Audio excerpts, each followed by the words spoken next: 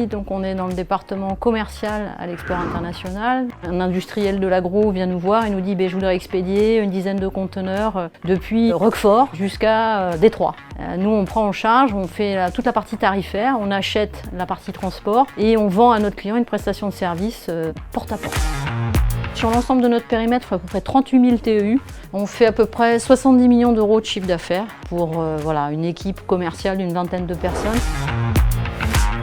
En logistique et a fortiori dans les produits alimentaires, il faut tout le temps s'adapter. On a des situations qui changent du jour au lendemain, il y a des conteneurs, il n'y en a plus, des bateaux escalent, ils escalent pas. Donc en fait, on est en permanence en train de s'adapter aux besoins du client et de trouver des solutions, des alternatives. Il faut anticiper, tout le temps anticiper, parce qu'à l'export, un conteneur de fromage, il ne faut pas mettre 15 jours à l'expédier.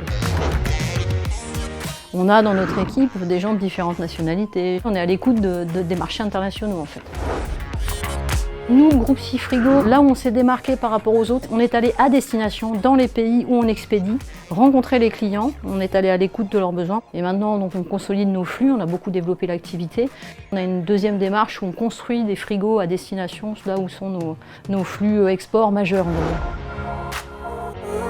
On anticipe les demandes des clients en proposant des nouveaux services. Là, je travaille sur le lancement d'un service au départ du UK, en raison du Brexit. Et on va faire toute une action commerciale avec des clients qu'on connaît déjà au UK et aux États-Unis, en leur disant voilà, on va vous proposer une nouvelle route entre Liverpool et New York, justement pour pouvoir servir le marché anglais qui va sortir un peu de l'Europe.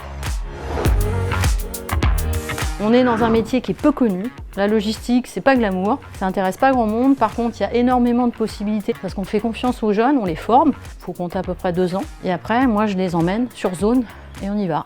Et on va voir les clients, on va voir les prospects. Enfin, moi, je sais pas, mais entre rester dans un bureau et faire ça, prendre un zinc et aller à l'autre bout du monde, vendre les produits Seafrigo, moi, ça m'intéresse et ça fait 25 ans que j'y suis, donc voilà quoi.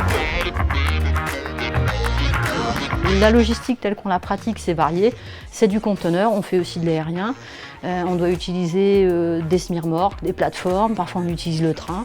C'est très varié et c'est hyper intéressant. Et nous, ce qu'on a fait depuis le début chez Seafrigo, c'est qu'on s'est vraiment positionné en tant qu'un interlocuteur one-stop shop. Ce qu'on appelle du one-stop shop, c'est vous venez chez nous, on s'occupe de tout pour la logistique.